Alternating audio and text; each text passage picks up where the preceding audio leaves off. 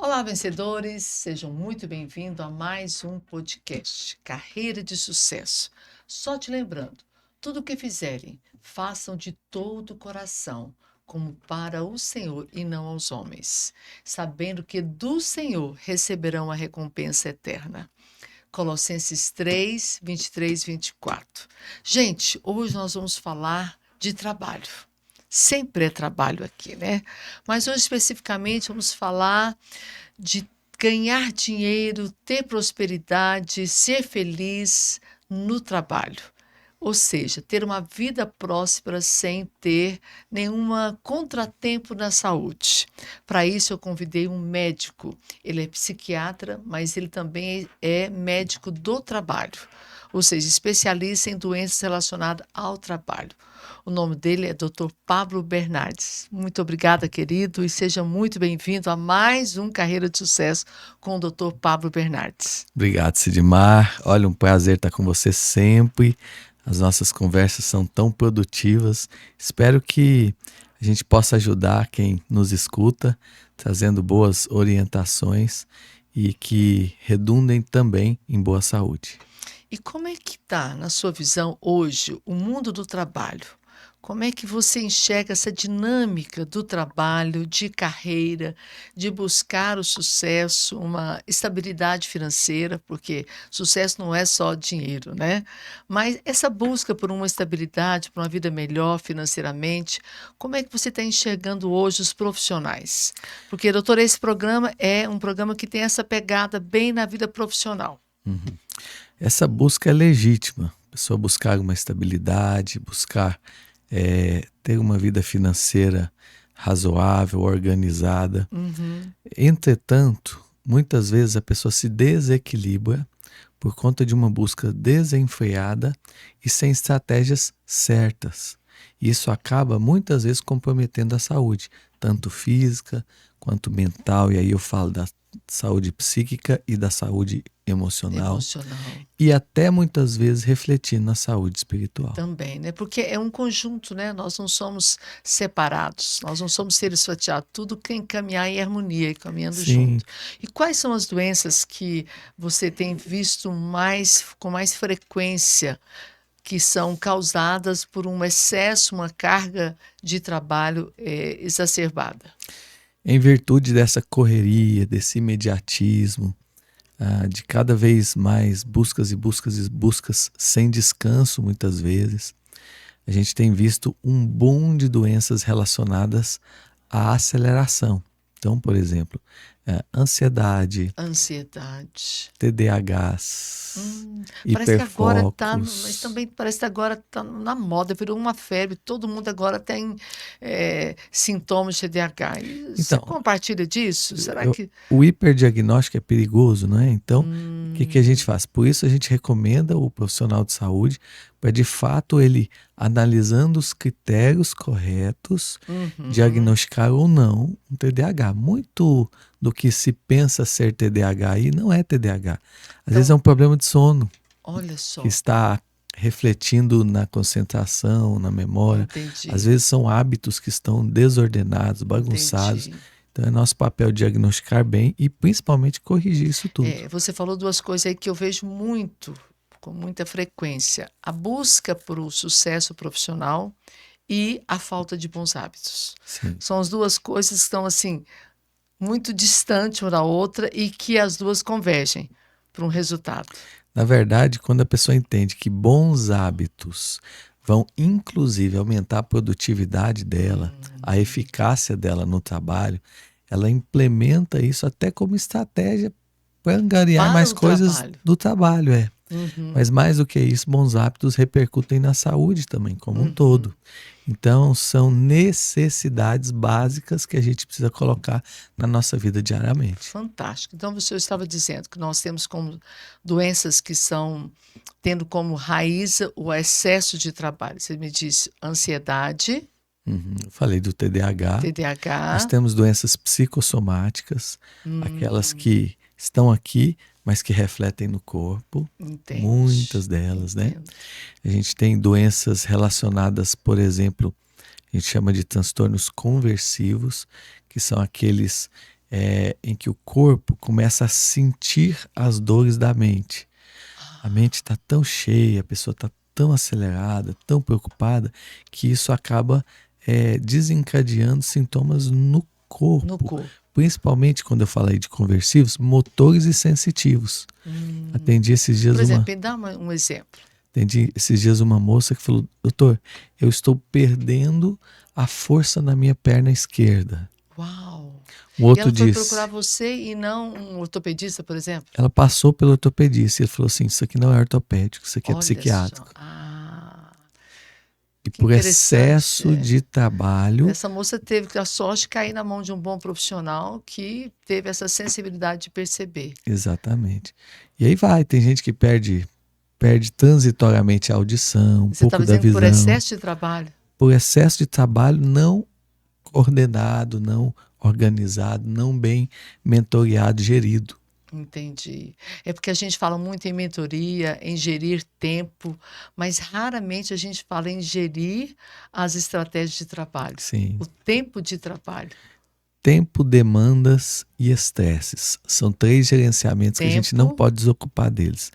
Gerenciar bem o nosso tempo, colocando as prioridades certas, não ficar apagando urgências o tempo todo, mas fazer o que é importante. eu até costumo dizer que eu tenho uma definição para a palavra tempo. Uhum. Ela é muito simples, mas eu acho ela extremamente completa. Tempo é escolha. Sim. Tempo é escolha, porque o tempo ele é o mesmo para todos. Por que Uhum. que um escolheu usar aquele tempo para fazer X coisa? O outro escolheu para ficar usando aquele tempo na cama, dormindo, acordando mais tarde. Então, essa história de que eu não tenho tempo não existe. Não existe. A pessoa coloca no tempo dela aquilo que é prioridade para Isso. ela. Ela faz a escolha de colocar no tempo dela o que é prioridade. Sim. E às vezes o descanso, o sono, a atividade física não é uma É prioridade. relegado, renegado ao tempo que sobra. E muitas vezes não sobra tempo. E aí fala assim muito, mas eu não tenho tempo. Pois é. Nossa, eu detesto essa palavra. Eu vejo isso muito quando eu falo do exercício físico, né, para os meus Uhum. pacientes, que é um dos pilares para a boa saúde emocional. Não, doutor, eu não tenho tempo, não consigo. Você tem tempo. Você tem as mesmas 24 horas de quando você nasceu. Olha O que só. você precisa é estabelecer as prioridades certas e dentre elas você precisa colocar o exercício físico. Ou seja, fazer uma escolha certa. Fazer uma escolha certa. E pôr na agenda, né? E o que leva alguém a ter essa visão de fazer uma escolha certa? Infelizmente, muitas vezes algumas pessoas só aprendem isso com a dor. Então, com o tempo, ela vê a saúde decaindo, ela vê que a produtividade já não está a mesma, ela vê que cada vez mais está ficando difícil de se concentrar, de trabalhar, e a vida está ficando mais pesada. E aí ela começa a perceber que ela precisa reajustar as prioridades da E ela, vida. inclusive, começa a ter perdas, até de ganhos financeiros. Sim, sim. Então, tal como um carro seminovo, mais rodado, precisa de manutenção constante e de reavaliações constantes, a gente também precisa. Quando a gente vai deixando isso, depois a gente sente, o boleto chega, né? A conta chega. Então, só voltando, você estava dizendo de 3 tripés. É Sim. o tempo, as demandas e os estresses. Fala mais Gerenciamento dos estresses. das demandas. Isso. Então, muitas vezes a gente vai colocando no afã, no intuito de fazer tudo que dá, de ser o máximo proativo possível, a gente vai colocando tudo quanto é demanda na nossa bagagem diária. Tem que fazer aquele curso, tem que ir para aquele evento, tem que participar dessa reunião. Não posso fazer isso, não posso deixar de estar em tal compromisso. E aí ocupa aquele espaço todo do dia. A energia vai caindo. Eu vi esses dias um comentário de um grande empreendedor. Ele disse assim: cuidado para você não colocar toda a sua energia em atividades várias e deixar de colocar a maior parte da sua energia naquilo que realmente você tem que fazer. Fantástico. Ou seja, novamente, o tempo e a escolha. Escolhas. Escolher novamente o que vai ter peso e vai te agregar mais ou vai te fazer mais bem. Sim, Que é sempre ganho, né? Não é só ganho de financeiro que nos motiva, mas existe ganho de paz, de sim. descanso, de estar bem consigo mesmo. A gente, quando muda de casa, é interessante, né? A gente vai Hum, tirar as coisas de casa e fala: Meu Deus, para que eu guardei tanto isso aqui, tempo. esses entulhos aqui? O que passou pela minha cabeça guardar essa caixa? A gente precisa dessa reciclagem sempre No também em emocional. relação ao emocional, em relação às nossas demandas. Para Uhum. que eu estou fazendo isso aqui? Para que eu estou perdendo tempo nisso aqui? Para que eu estou investindo nisso aqui? Às vezes, esse muito trabalho nos impede de nos concentrarmos naquilo que Deus chamou-nos para fazer de fato. Isso, daquilo que é o seu propósito, né? Sim. É, porque tem muita, eu vejo assim um desejo muito grande de querer estar presente em tudo, não perder nada, de ser visto, eu não posso perder.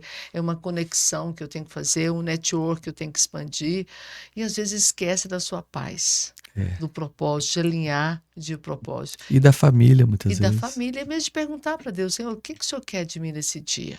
É. Qual que é o teu propósito para mim nesse dia? Eu sempre falo isso para o Senhor. Senhor, inclina meu coração para aquilo que está no seu coração. Hum, Alinha o meu tempo com o seu tempo. hum, Porque aí nós vamos conseguir realmente remir todo aquele tempo, hum, usar todo o tempo. Talvez não façamos muitas atividades, mas do hum, pouco foi um pouco que estava alinhado com o meu propósito de vida. hum. Tem um versículo lindo que diz assim: Filho meu, se o seu coração for sábio, alegrar-se-á também o meu. Fantástico, olha aí, inclina o meu coração para aquilo que está no seu coração. Olha só, se o seu coração for sábio, você vai alegrar o meu coração. Ou seja, coloca o seu tempo na mão do meu tempo, do Uhum, cromos de Deus, e o uhum, seu tempo vai ser remido. uhum. Fantástico. Então, nós temos o tempo, nós temos as demandas, e você disse aí o E os estresse, estresses. que são os pilares da construção de uma vida equilibrada. Na verdade, esses são um dos pilares da vida equilibrada, que é o Sim. gerenciamento. Tá. Então, o Então, o gerenciamento gerenciamento são nessas subsurgiu nesses três três áreas, pilares. principalmente. E o estresse? Como podemos viver uma vida sem estresse? Para chegar aqui, nós pegamos trânsito, batida. E é incrível, quando você está atrasado, tudo acontece, todos os É. sinais fecham, tem sempre um acidente Na verdade, a gente e não não pode ficar deve. estressado. Não, na verdade, a gente não deve limar o estresse total. A gente precisa de um pouco de estresse. Um Uhum. pouco de estresse, a psiquiatria chama de euestresse, é um estresse benéfico. Se a gente não Ah, tiver nada para nos desafiar no dia a dia, nos confrontar, né? a gente fica sempre acomodado. A gente Uhum. vive uma vida só no comodismo. E comodismo, costumo dizer isso nas minhas palestras sempre, tanto o comodismo quanto a alegria, que a gente gosta muito, Uhum. eles não nos fazem crescer. Tem esse outro lado. É O que verdade. nos faz crescer são os desafios, são os estresses, são as dores. Então, um pouco de estresse faz parte e nos ajuda.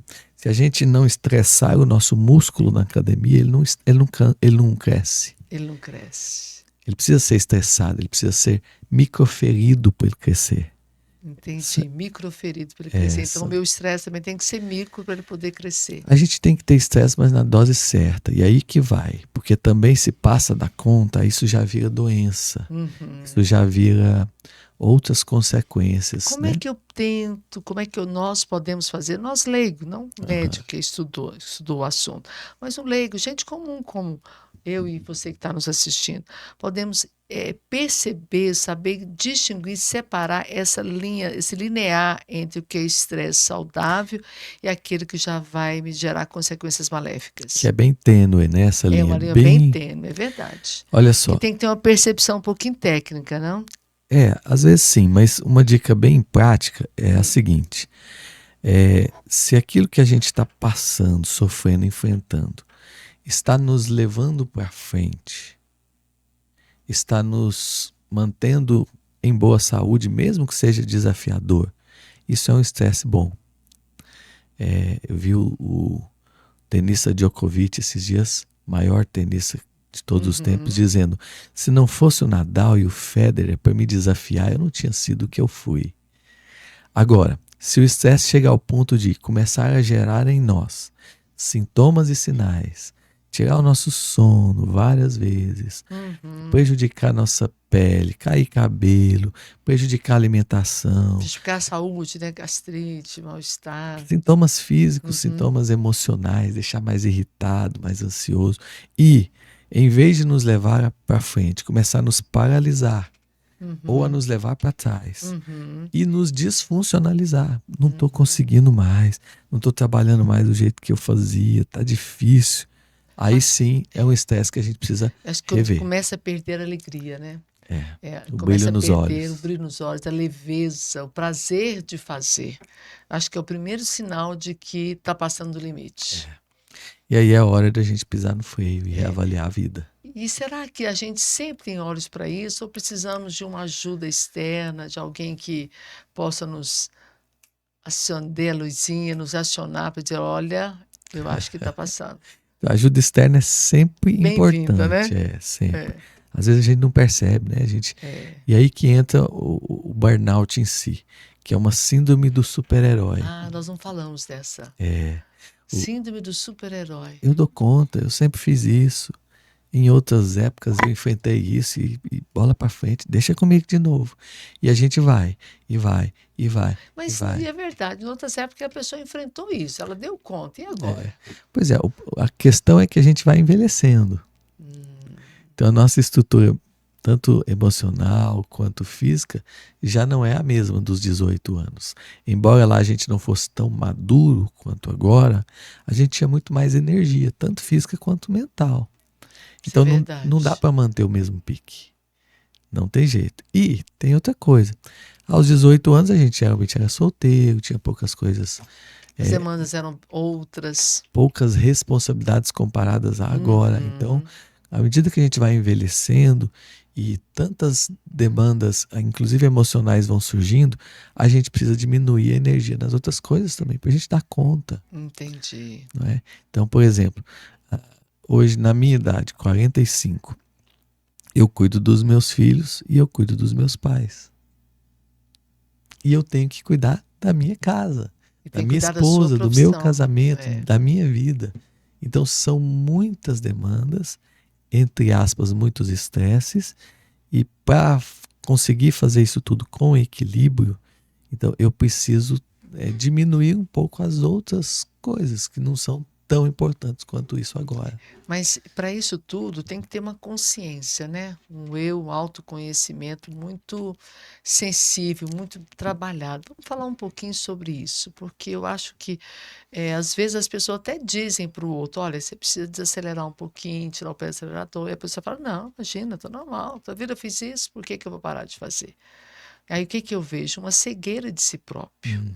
uma ausência e a coragem de admitir que você não é mais o mesmo. Hum.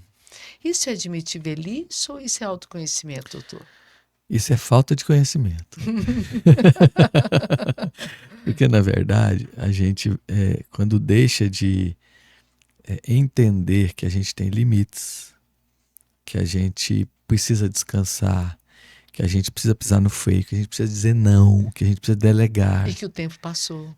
e que o tempo passou exatamente, na verdade, você até assim, forte aqui, nas minhas palavras, isso chega a ser até um pouco de orgulho mesmo, sabe? Uhum, A gente bater no peito e falar, não, deixa comigo, eu dou conta, eu sempre fiz isso, eu sou diferenciado.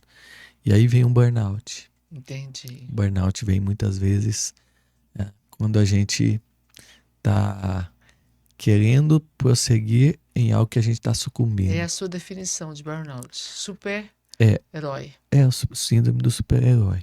Burnout, gosto de dar esse exemplo. Imagina uma vela. A vela tem a chama, Uhum. e aí tá ali a velinha com a chama, tranquila, e a janela tá aberta. Aí começa a entrar vento, bater nessa chama, e a chama vai diminuindo, diminuindo. Aí alguém fala pra gente, olha, fecha a janela. Não, acostumado com essa janela aí. Daqui a pouco esses ventos passam. E aí, esse ventinho é de nada, não. Mas aí o ventinho continua, continua, continua e acaba. Isso a vela se queima por completo, é o burnout. Qual que é a diferença, então, dessas doenças todas que o O senhor vai burnout é a dizer? síndrome do esgotamento. Ela chega lá na exaustão. E quais são os sintomas Ela, físicos e emocionais? ela tem sintomas mais ansiosos, ela pode ter sintomas mais próximos da depressão. Então, desde sintomas como, vamos pensar aqui no emocional, mais irritabilidade, mais explosividade, mais estresse, aquela vida Dificuldade para o estressada, sono. mais dificuldade no sono, insônia mesmo, dificuldade alimentar, ou o contrário, alimentar-se demais como um Uhum, refúgio, como uma muleta. uhum. A pessoa fica mais ansiosa, muitas vezes mais triste, desanimada, ela vai perdendo aquele brilho pela vida, aquele brilho pelo trabalho, aquela vontade de crescer. Chega uma hora que ela fala: eu não quero saber mais de trabalho, eu não quero saber mais de nada, eu quero sair daqui. Ah, churrasquinho da empresa, não me convidem. Chega nesse ponto, sintomas físicos, aí vem sintomas gástricos, intestinais, sintomas Uhum, epiteliais, uhum. sintomas alérgicos, muitas vezes Muita dor de sintomas cabeça. relacionados à parte mais, como dor de cabeça, a parte mais geral, náuseas, vômitos, tontura, tudo isso. É o corpo dizendo assim: colapsei. Lembra de um vulcão, as chamas vão subindo, subindo, as lavas vão subindo, subindo, subindo, e a gente não faz nada. E chega uma hora que ele colapsa. O problema do burnout não é a chama. O problema do burnout não é o vento. Hum, O problema do burnout é a janela que a gente não fecha. entendi. E essa percepção nós precisamos ter. Como trabalhar o nosso autoconhecimento? Porque de tudo que você falou, eu vi que o melhor indicador para todos esses sintomas e essas consequências é o autoconhecimento. Todos eles passam por esse detalhe do autoconhecimento, não? É. Então, uma ferramenta bem prática é a gente pedir ajuda, né? Hum. Então, a ajuda dos Mas psicólogos, dos para mim pedir ajuda, psiquiatras. eu primeiro preciso reconhecer que eu preciso de ajuda. Sim. E aí um sinal de a gente entender que precisa pedir ajuda são os sintomas e sinais. Então, por exemplo, vou falar de mim. Eu tenho uma agenda bem grande, mas é muito Eu organizada. sei, então, o tempão nós estamos esperando aqui. Eu quem diga. Mas é muito organizada, eu fui aprendendo isso com o tempo. Entretanto, quando eu vejo que em tal semana eu estou começando a ficar mais cansado, eu estou começando a ter algum sintoma ou sinal, eu já piso no freio. Então ali está um sinal de que eu preciso fazer alguma coisa. E como é que você faz? Quais são os seus escapes? Primeira coisa, eu reorganizo a agenda. Sabe a ideia do GPS? Sei, demais, A demais. gente passa da rua que deveria, o GPS não fica bravo com a gente. Ele Fica fala assim, não. recalculando a rota, né? Essa é a ideia. Então, Retorne. é, então a ideia é, toda vez que eu estou um pouco mais cansado, que eu percebo, aí o que eu faço? Eu já reorganizo a agenda. Então eu já deixo ela mais solta um pouco para eu poder ter os tempos maiores para descanso. Agora, algumas coisas que a gente não deve abrir mão. Primeiro, descanso. Quando eu falo descanso, não falo só o descanso de dormir à noite. Claro que é importantíssimo. Vou falar do sono agora aqui, mas é o descanso de pequenas pausas durante o dia para revigorar a mente. Nossa, aquele famoso soninho da beleza. Ou pausas assim, ó. Tá aqui 2 horas trabalhando, gente, vamos pausar aqui por 10 minutos para a gente tomar um suco, tomar uma Entendi. água, escutar uma musiquinha. Daqui 10 minutos a gente volta. Mas o soninho da beleza é bom, O né? sono é muito bom, né? A Nossa, famosa sesta, né? nossa, como aquilo é bom, aquilo me renova. Então, esse soninho é muito importante, é uma pausa média. As Uhum. pausas maiores, como o sono da noite, Deus nos fez para dormir 8 horas mesmo, para dormir bem. Ele não nos fez para dormir como as girafas, 20 Hum. minutos por dia. A É gente mesmo, ela só precisa, dorme 20 é minutos. por aí. Então, da mesma forma como qualquer máquina precisa de descanso, a gente precisa do sono à noite para revigorar. E o sono à noite, ele limpa as sujidades mentais do dia. Ele manda um tanto de célula morta embora, ele revigora a nossa É mente. lindo a criação, né? Demais. Maravilhoso. E mais que isso, é no sono que a nossa memória é, vai lá no fundo e grava as informações que a gente adquiriu no dia. Então não adianta estudar 18 horas por dia. É preferível estudar 12 e dormir à noite bem dormida. Entendi. Porque isso é Você vai feito lá no memorizar. hipocampo. A memória e o aprendizado, que são lá do hipocampo e do córtex pré-frontal, eles são aguçados quando a gente dorme. A gente precisa disso. Por isso, Maiores. quanto menos você dorme, mais você esquece, mais dificuldade de memorizar, de aprender, Essa é a de primeira reter. pergunta que eu faço para alguém que vem dizendo que tem TDAH. Como é que tá o seu sono? Ah, doutor, eu tô dormindo 4 horas por dia. Então, primeira coisa antes da gente falar em TDAH, vamos corrigir o sono? E às vezes só na correção do sono a pessoa já Às vezes fica boa. já resolve o problema ali. Uhum. Porque uma coisa é perder uma noite de sono. A gente perde uma noite, a gente já fica ruim, não é? Imagina uma pessoa que não está dormindo por muito tempo. É claro que isso afeta toda a parte A cognitiva dela. conta chega sem dó. Sim, e o humor também. E o humor também. O nível de irritabilidade, de intolerância, de inflexibilidade, Explosividade. explosivas. E você vê pessoas fazendo barbaridade no trânsito por uma coisa tão fútil, tão tola. Por quê? Então, o problema não foi o cara que parou na minha frente, foi as noites sem dormir, aquela coisa. Isso. Então, E aí entra, desculpa, só dentro das pausas aí, aquela pausa maior mesmo também, que faz parte. Muita gente não tira férias, vende as férias. Nossa, é um Isso, crime. isso não pode. Eu acho que quer dizer, em outras palavras, você quer ver o tanto que eu não gosto de mim? Você quer ver? Vou te mostrar para você o tanto que eu me odeio. Vou judiar de mim. Vou judiar de mim aqui agora. O tanto que eu sou carrasco de mim mesmo. Compro 10 dias das minhas férias. Ó, férias tem que ser pra gente tirar e desligar do trabalho. Também não adianta tirar férias e ir pra praia e ficar com o celular lá. Então tem que desligar. E é tão interessante, quando você tira aí os 30 dias, a primeira semana você não consegue desligar. Porque o seu corpo e sua mente já estão nas rotinas. Tá? A hora dessa Então no eu estava pique anterior, no pico né? anterior. Eu só consigo me desligar realmente depois da segunda semana. Aí se você tira só 10 dias, quando você começou a desfrutar, o seu cérebro começou a entender, desacelerar, que você está de férias, chegou a hora de voltar. Eu acho isso uma crueldade. Os grandes empresários, eles falam assim, ó, uma das estratégias deles é várias férias por ano. Eles trabalham para ter várias férias por ano.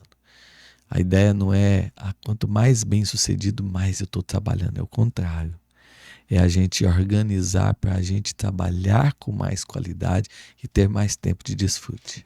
Para o empresário, ele pode se dar o luxo de ter várias férias no ano, né? Então, tira 8 dias, 5 dias, 7 dias.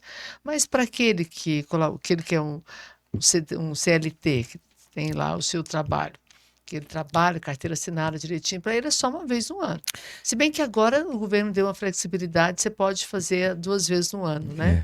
Na verdade, é o seguinte, férias uma vez por ano ou 2, né, para quem é CLT.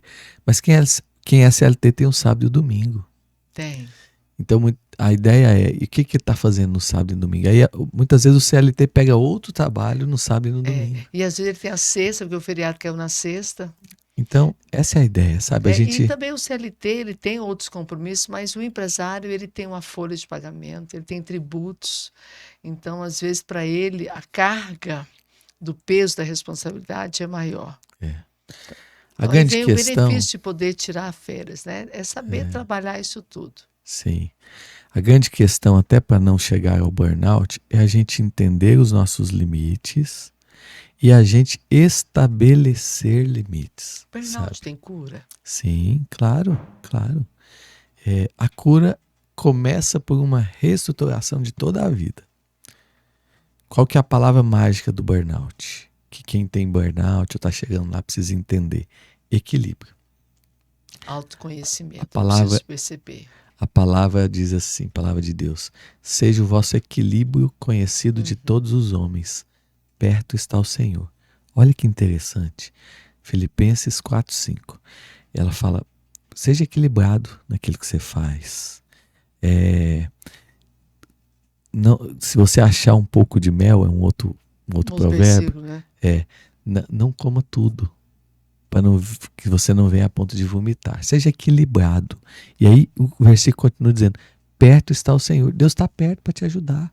Você não precisa carregar o mundo nas suas costas. Você não precisa fazer mais do que você consegue.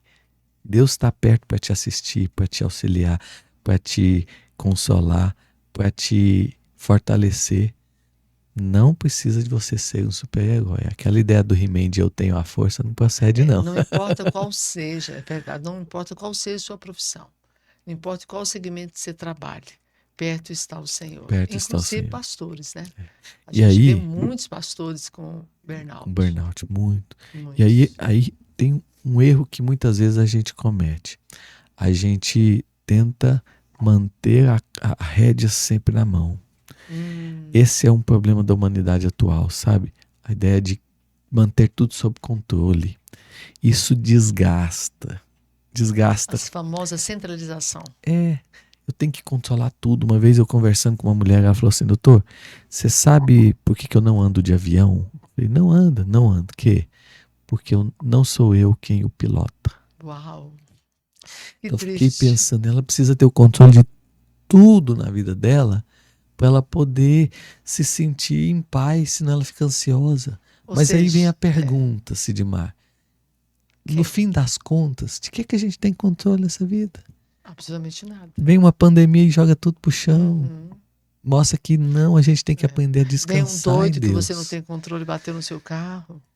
Não é? Então, o exercício de descansar em Deus é confortador.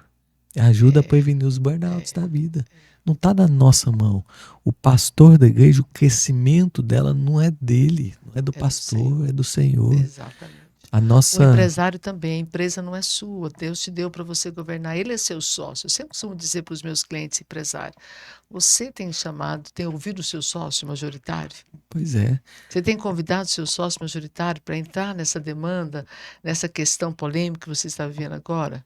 Porque ele às vezes quer fazer tudo na força do braço, na força do conhecimento, na ajuda do advogado ou do banco, e às vezes esquece de convidar o sócio majoritário.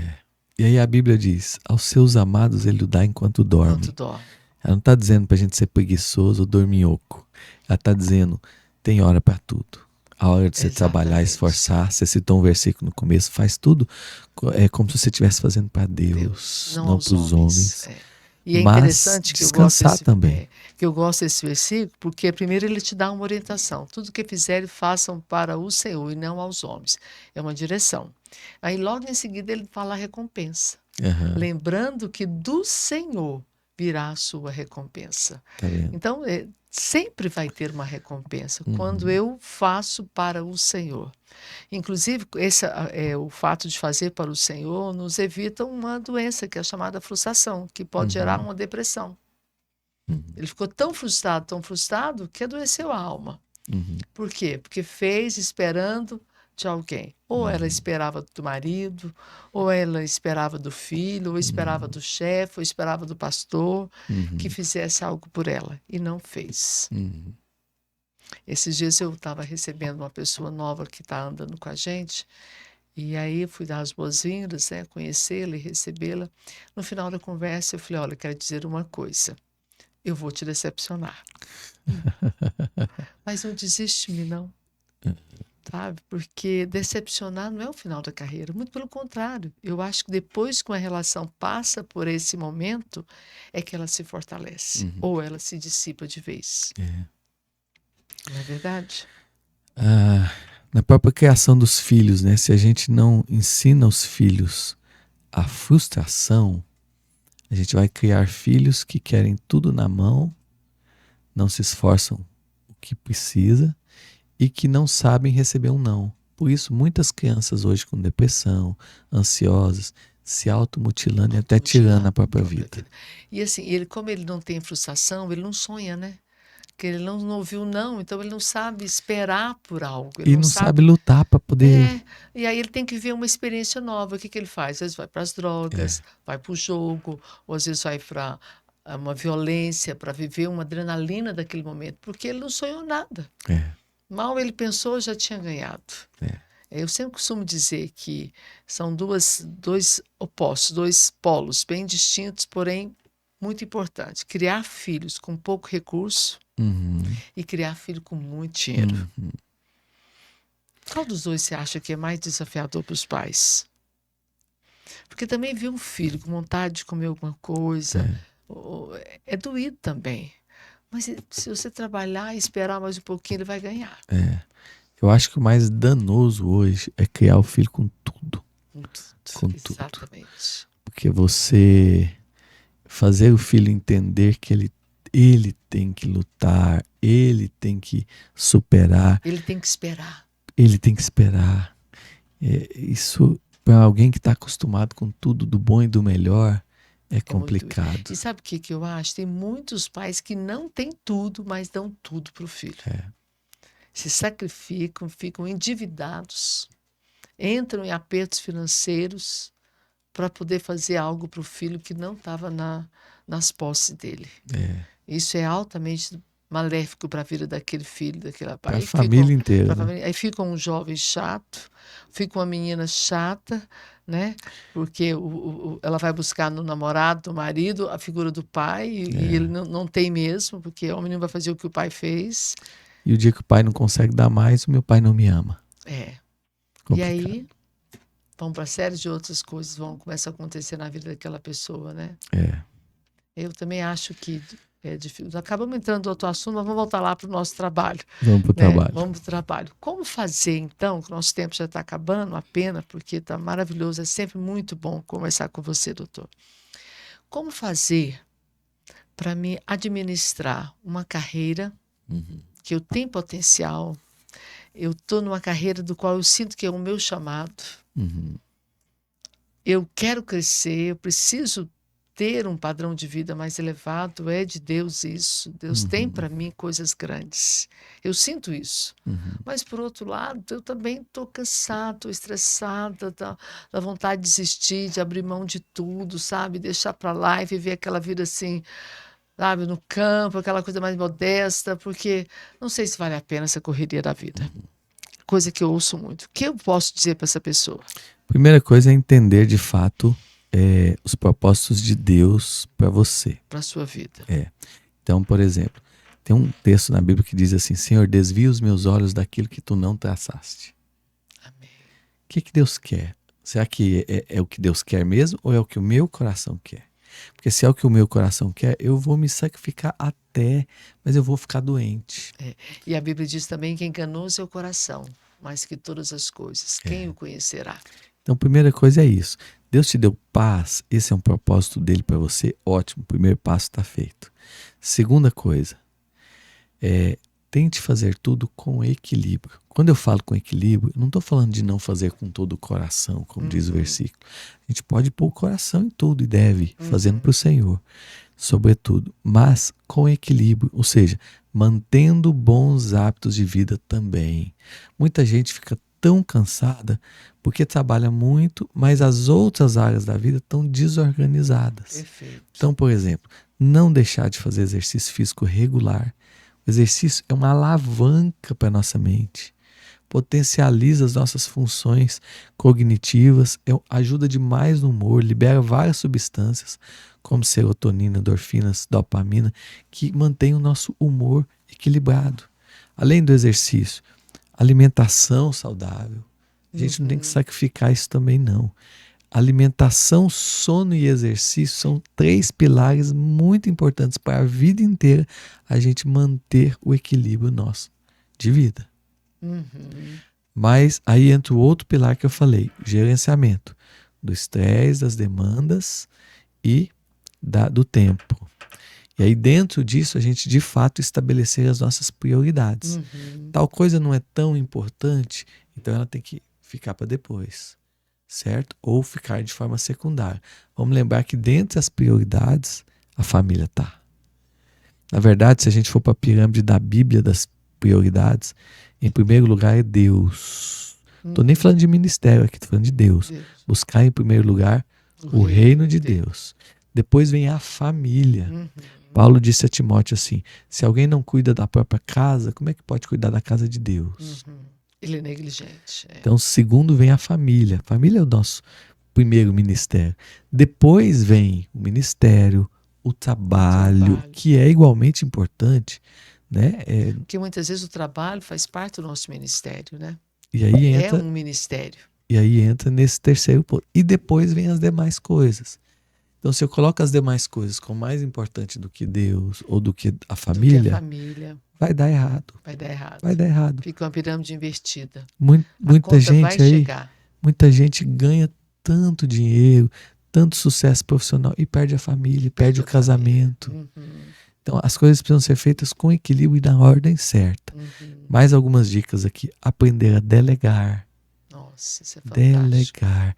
Delegar não é cruzar os braços e deitar no sofá, falar, você faz isso, você faz aquilo. Não. Delegar é compartilhar responsabilidades. Eu não E tenho que... principalmente ensinar, né? Só delega quem sabe ensinar. As pessoas não gostam de ensinar. Ai, não tem paciência. Eu vou lá e faço de cara, porque é muito mais rápido, eu faço certinho na primeira vez. Eu não tenho paciência de ensinar. Então a conta vai chegar.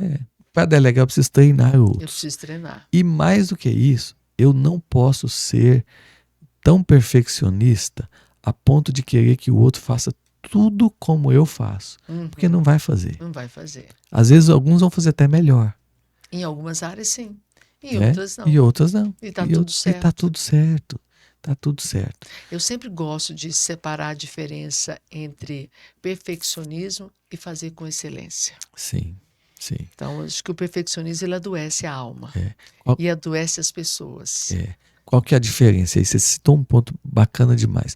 Dentro do perfeccionismo tem dois lados. Um dos lados dele é fazer com excelência. Esse é o lado bom do perfeccionismo. Com critério, de forma ótima, de forma bem feita. Bem feito. O outro lado do perfeccionismo é a cobrança. Tanto uma autocobrança, por isso que as pessoas adoecem, quanto uma heterocobrança, uma cobrança nos outros. Por isso que dá problema de relação. E aí destrói os relacionamentos. Exato. Eu sempre costumo dizer, excelência para mim é te perguntar, você fez o seu melhor? Uhum. Então, às vezes, o meu melhor não é o seu melhor, mas para mim foi o meu melhor. Então, ficou com excelência. Ficou com excelência. Tá tudo certo. Aí as pessoas falam, mas e aquele cara de pau que fez um trabalho mal feito e fala que fez com excelência? Eu olho para ele e falo, olha, eu conheço você, você é capaz de fazer melhor. É diferente de cobrar perfeccionismo de si próprio, né? É trabalhar a excelência.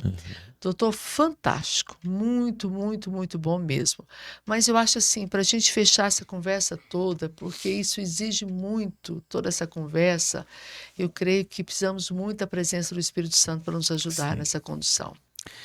E aí, eu complemento uma palavra que você citou aqui 3 ou 4 vezes. Você falou de autoconhecimento.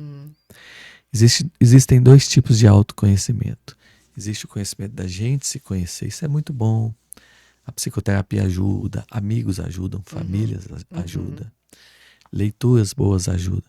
Existe o autoconhecimento. Quanto mais a gente conhece a Deus e conhece quem somos por meio da palavra dele, mas ele nos revela os nossos limites, os nossos propósitos, as nossas debilidades e principalmente o quanto nós precisamos dele. É verdade. A base de toda a saúde emocional é a saúde espiritual, é a nossa fé. De nada adianta a gente levar uma vida sem fé, sem o fundamento da intimidade com Deus. A ansiedade, todas são curadas na fé. E muito disso tem a ver com o vazio da nossa alma, né?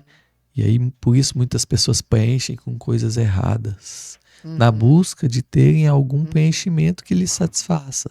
Quando eu disse assim, que tudo é curado pela fé, eu não estou aqui desprezando a ciência, a medicina de jeito nenhum. Mas uma boa medicação, uma boa prescrição associado com a busca do alto, você cura qualquer enfermidade. Sim, sim. Até porque não é o Rivotril que vai curar uma ferida emocional. Nunca. Não mesmo.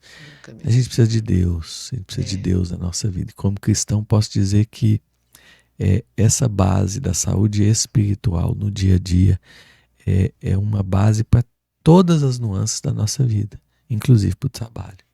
E com essa base, nós também vamos enfrentar muitas lutas, vamos passar por muitas dores. Mas qual que é a diferença, doutor, que eu vejo? É passar pela dor sem sofrer. Porque é uma escolha. A dor eu não escolho. Ninguém escolhe ter uma doença, sentir uma dor. Mas como eu passo por essa dor, que é o sofrimento, essa é uma escolha. Então, fundamentado na fé, que é a nossa grande alicerce, eu passo pela luta, eu passo pelo problema, eu passo pela dor física, eu passo pela dor emocional, mas eu procuro ser leve, porque eu sei aonde eu estou amparada. Eu sei da minha ajuda do alto. Uma coisa é a gente passar pela dor resmungando, murmurando, praguejando, Amaldiçoando. amaldiçoando, né? Entrando em quadros que não precisam. Outra coisa é a gente entender que mesmo nos sofrimentos Deus tem Deus tem propósitos. propósito. Todas as coisas cooperam para o bem daqueles que amam a Deus e que são Todas. chamados segundo o seu propósito. É. Se a gente passa pelo deserto, sabendo que é um deserto, deserto é transitório, deserto Uhum. não é uma moradia. A gente está passando ali, sabendo que tem uma promessa lá na frente, tem um propósito que vai se cumprir lá na frente. A gente passa com menos Sofrimento, sofrimento, com menos exatamente. aflição. Passo pela dor, mas sem sofrer. E principalmente sabendo quem está do nosso lado. Exatamente. Eu sei em quem eu tenho crido. O Exato. meu Redentor vive, né? Amém. Muito bom. Amém. Amém, queridos vencedores. Um grande abraço e até o nosso próximo podcast.